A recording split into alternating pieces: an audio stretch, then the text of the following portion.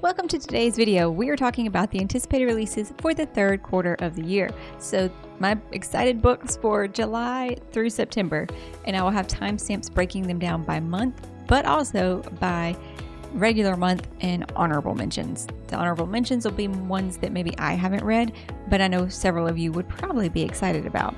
You will notice an outfit change because things had to be refilmed, and also the video got delayed, and I'm so sorry about the delay. It bothers me to no end, even though I know you guys are all nice and patient. I'm Morgan. If this is your first time here and this is the weirdest introduction ever, trust me, it's not. That's why I'm refilming the intro. And I just hope, though, that you will find something to look forward to in the coming months, because there are so many exciting sounding books.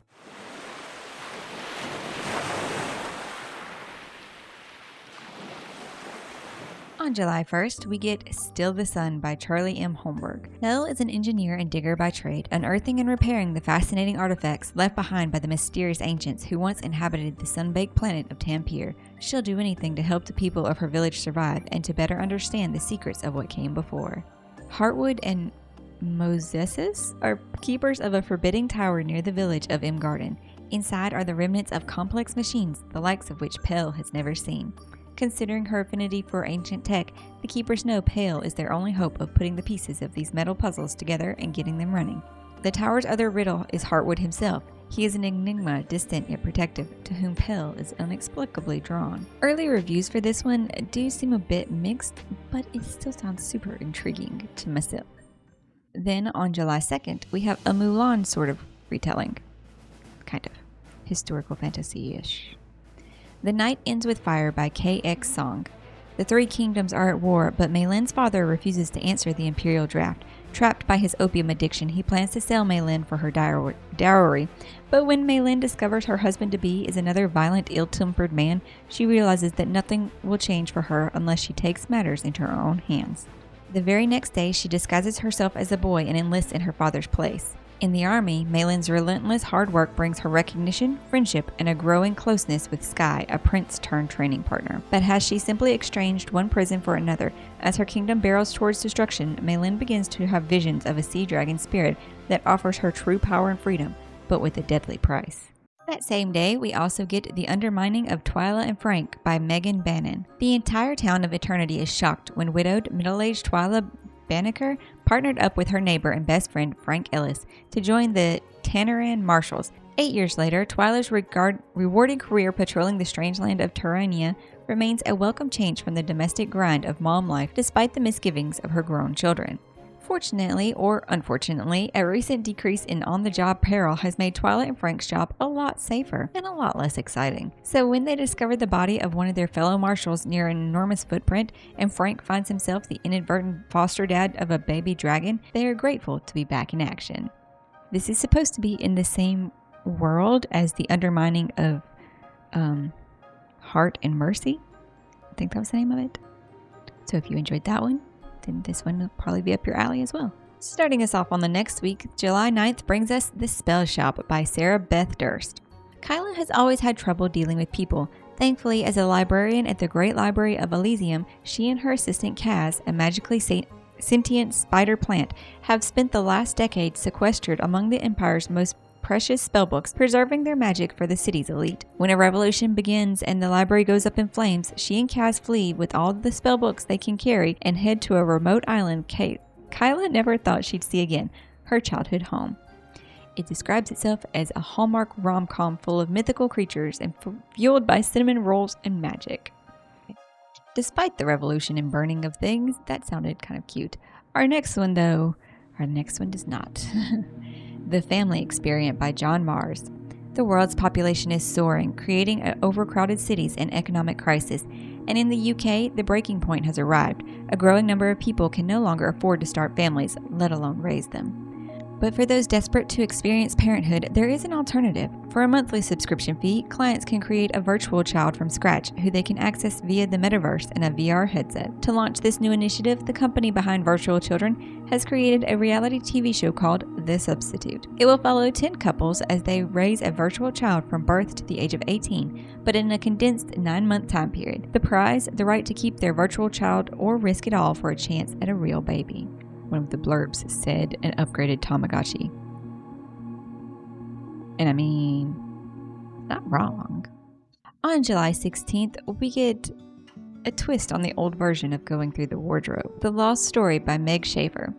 As boys, best friends Jeremy Cox and Rafe Howell went missing in a vast West Virginia state forest, only to mysteriously reappear 6 months later with no explanation for where they'd gone or how they'd survived. 15 years after their miraculous homecoming, Rafe is a reclusive artist who still bears scars inside and out, but has no memory of what happened during those months. Meanwhile, Jeremy has become a famed missing persons investigator. With his uncanny abilities, he is the one person who can help vet tech Emily Wendell find her sister, who vanished in the very same forest as Rafe and Jeremy.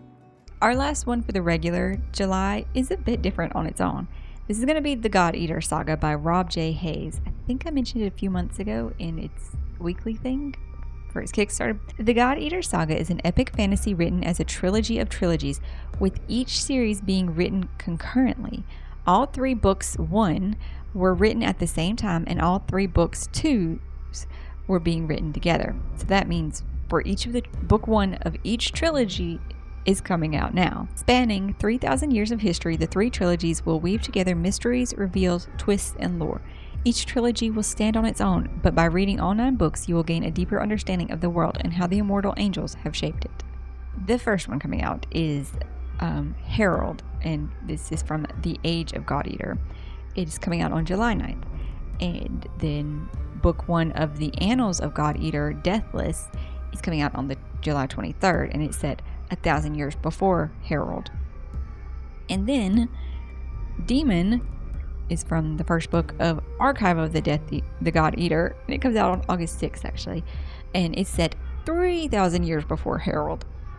I don't know how I want to read this yet. Do I want to just read all of those? Maybe, because it sounds like my type of thing. It does. The cover's cool. Let's move into the honorable mentions for July. Coming out on July 2nd is The Darkness Within Us by Trisha Levenseller. This is supposed to be the companion novel to The Shadows Between Us. Now, I don't know if that means it's a sequel, but it says companion novel. Then on July 9th, we have Black Tide Sun by H.M. Long. This is the second in the Winter Sea series, with its first book being Darkwater Daughter.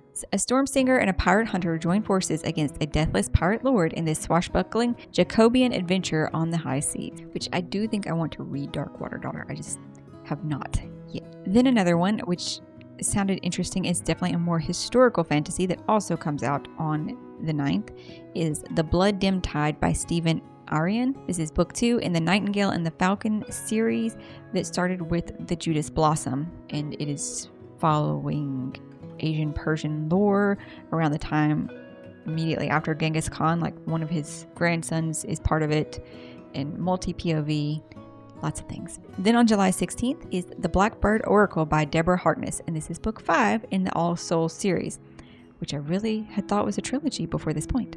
Also on the 16th is Blood Jade by Julia V.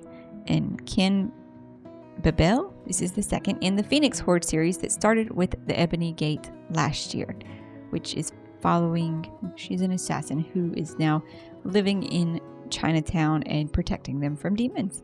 And then on the 30th is Mirror of Beasts by Alexander Bracken, and this is the conclusion to the Silver and the Bone duology. So maybe it will fix things or answer questions that I thought were stupid. Not going to color people's opinions, though. Feel free to read that YA series that's kind of Legend of King Arthur inspired.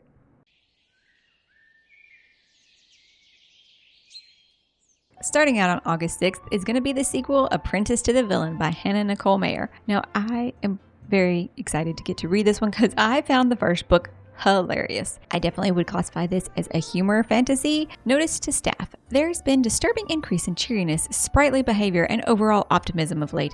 Please resume your former dark, ominous terrors at your earliest convenience. Management. Evie Sage has never been happier to be the assistant to the villain. Who would have thought that working for an outrageously handsome, bad for his image, evil overlord would be so rewarding? Still, the business of being bad is demanding, and the forces of good are annoyingly persistent, and said forbidding boss is somewhat, out of evil office. I'm excited to see where this one goes, because one is hilarious, and they were adorable, as he's the grumpy villain that's a different villain, and okay, I'm not going to spoil that. That same day, we have another book that I know is on a lot of people's radar because it is the start of a new series by a highly acclaimed author duo. This is Mercy of the Gods by James S.A. Corey. This is book one, though, of The Captives' War. The Kirax, part Empire, part Hive, have waged wars of conquest for centuries, destroying or enslaving species across the galaxy. Now they are facing a great and deathless enemy. The key to their survival may rest with the humans of the Anjin. Caught up in academic intrigue and affairs of the heart, Daifid Alcor, still don't know how to pronounce that, is pleased just to be an assistant to a brilliant scientist and his celebrated research team. Then the Kyrek ships descend, decimating the human population and taking the best and brightest of Anjin society away to serve on the Kyrek homeworld, and Daifid is swept along with them. Then on the 13th is the one that I am so excited and nervous for. This is the sequel, or the second in the Tales of Tremaine trilogy, I believe. It's The Doors of Midnight by R.R. Verity, the sequel to the first binding that is, yes, Name of the Wind-esque, because you have a character in the future telling his life story of how he went through this magical training and all the trials and defeated some great evil. So yes, lots of the same talking points, but I love this one so much more. I like Ari so much more than Kavoth. I'm sorry, I do. That's just me. Some stories are hidden for a reason. All tales have a price, and every debt must be paid. I killed 3 men as a child and earned the name Bloodletter. Then I set fire to the fabled ashram. I've been a bird and robbed a merchant king of a ransom of gold, and I've crossed desert sands and cutthroat alleys to repay my debt. I've stood before the eyes of God, faced his judgment, and cast aside the 1,000 arrows that came with it, and I've passed through the doors of midnight and lived to tell the tale. My name is Ari. These are my legends, and these are my lies. Oh my gosh, I'm so nervous and excited to read that one. Moving on to August 20th, we have A Darkness Returns by Raymond E. Feist. It's book 1 in the Dragon War saga. Hattusili? Last scion of the Firemane dynasty, his beloved Hava and their dubious friend Dante have been transported across space and time from their war-torn world of Garn to the relative peace of Midkemia. There, on Sorcerer's Isle, under the guidance of the great magician Magnus and his reincarnated father Pug, Hato will explore and expand his unique magical abilities, for if Garn is to be saved, they will be needed. So I cut out some of the descriptions to not give too much away, but I think I should have mentioned the part about the Chaos Lord to make it understandable. On August 27th, we get one that sounds super fun. Long Live Evil by Sarah Reese Brennan. When her whole life collapsed, Ray still had books. Dying, she seizes a second chance at living, a magical bargain that lets her enter the world of her favorite fantasy series. She wakes in a castle on the edge of a hellish chasm, in a kingdom on the brink of war, home to dangerous monsters, scheming courtiers, and her favorite fictional character, the once and forever Emperor. He's impossibly alluring, as only fiction can be, and in this fantasy world, she discovers she's not the heroine, but the villainess in the Emperor's tale. The same day, we're getting the first in the Shattered Kingdom series, Between Dragons and Their Wrath by Devin Madison. When dragons rage, chaos reigns. Conquest built the Salice Basin. Now enemies once more threaten its borders, but when the Lord Reacher declares himself supreme ruler to enforce unity, old angers erupt, threatening to tear the basin apart from within. Tesha, a glassblower's apprentice with a talent for poison work, becomes a false tribute bride as part of a desperate political plot. Nolly, a laundress to an eccentric alchemist, a job that has left her with strange new abilities that are slowly consuming her and attracting the notice of the city's underground rulers. And in the desolate Shield Mountains, sharp-shooting dragon rider Ashandi protects the basin from the monsters of the sands beyond, but when an impossible shot pierces his dragon's glass scales, he becomes the hunted one. There's a lot happening within moving parts and characters in that description. Moving into August, honorable mentions. Starting on the 6th, we have Dark Restraint by Katie Robert. This is the 7th book in her Dark Olympus retelling series that is a Olympian Greek mythology retelling romance, spicy romance. And this book is following Ariadne and the Minotaur. Then on August 13th, we have Born of Blood and Ash by Jennifer L. Armentrout. This is the conclusion to the Flesh and Fire series. It takes place in the same world as the Blood and Ash, which, that's the name of this one a little bit. We're going to move on from that one. And then on August 20th, we have Wisteria by Adeline Grace. This is the conclusion to the Belladonna trilogy.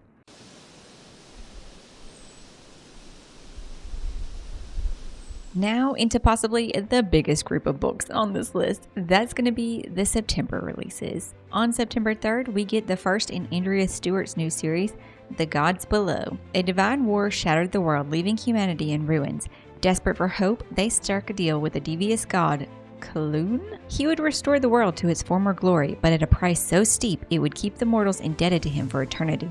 And as each land was transformed, so too were its people changed into strange new forms, if they survived at all. I really kept reading that as each person was transformed, but I mean, they are. Not the point. Hakara is not willing to pay such a price. Desperate to protect herself and her sister Rasha, she flees her homeland for the safety of a neighboring kingdom. But when tragedy separates them, Hakara is forced to abandon her beloved sister to an unknown fate. And then she ends up maybe working for some rebels. I'm not going to get into that part though. Then on September 10th, we have another one that I am so excited to get to. This is the second book in the Flesh and False God series, Vilest Things by Chloe Gong. This is her retelling of Cleopatra and Mark Antony. Reimagining, because it takes place in a fantasy world in the country of Talon. In the first book, though, it is centered around this competition that takes place every year in the capital of the kingdom called Sanir. In it, you get to witness kind of the magic of the world because people have the abilities to jump bodies. And so in this competition to the death, it takes place all over the city where all of the people who are brave enough are competing to be the last person standing. It is a set time, though. I do believe it's a set amount of time takes place. And to be at this last final play, Coliseum, maybe? You have to check in at the Coliseum on the last time to be the last one standing there to get unimaginable riches.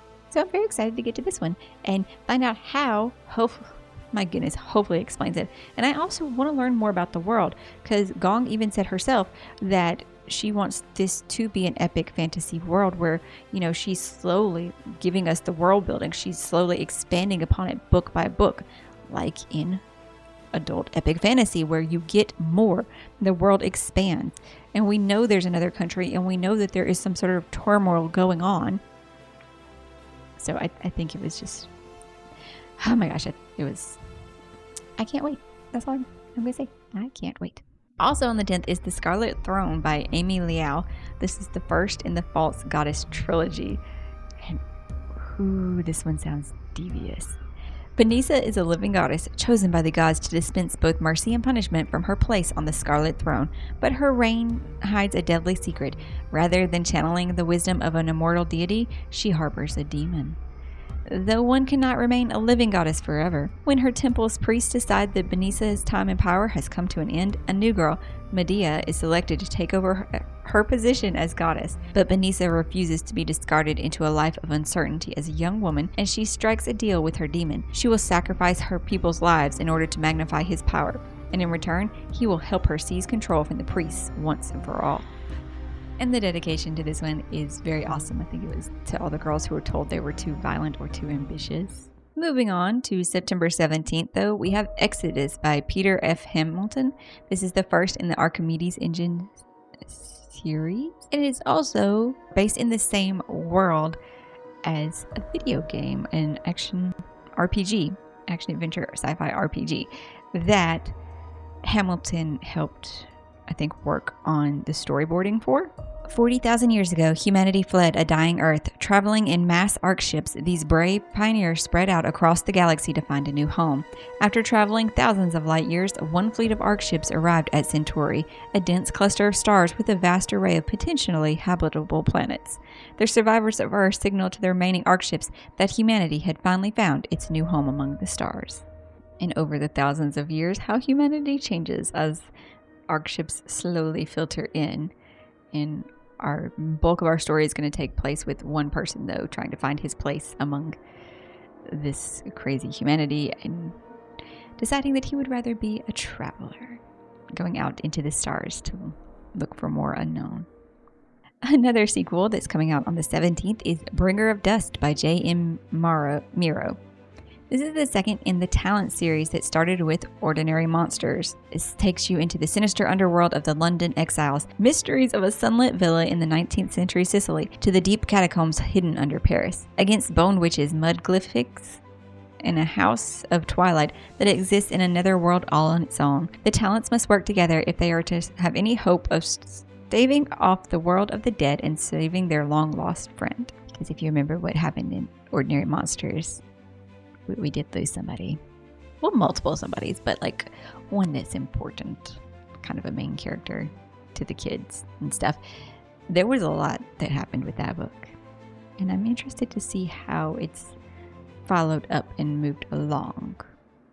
This one purely made the list based off its title, and then the cover sold it too, and the fact that it just sounds amusing in all the ways. That is Dungeons & Dragons: How Not to Get Eaten by Owlbears by Annie Toole.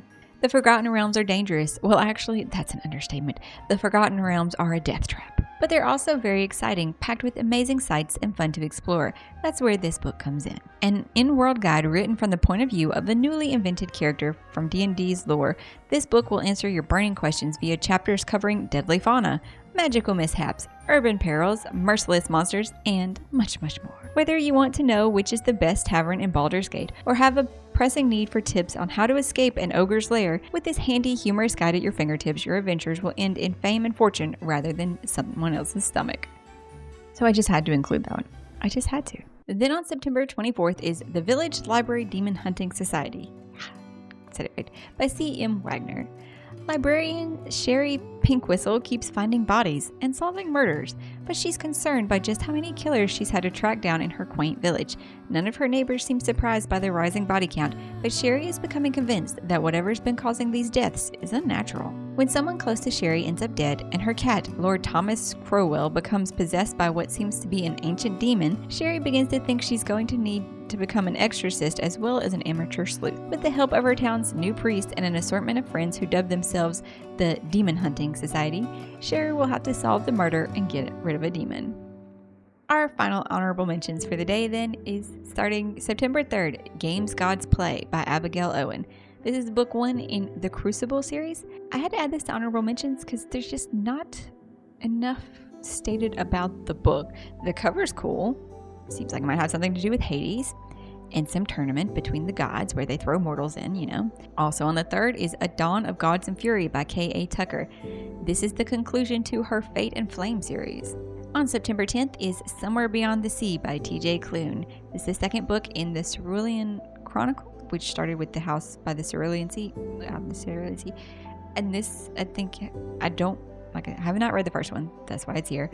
I don't know then if this person's perspective was seen in the first book or if that was solely told from that one person's perspective who worked for the DHR type agency that went to the orphanage to see if they were taking care of the children properly. Now we have the proprietor of the orphanage's perspective in this one. Another conclusion is Valley by Stacey McEwen. This is the last in the Glacian trilogy. Then we have The Ending Fire by Sarah L. Arifi, the conclusion to the trilogy.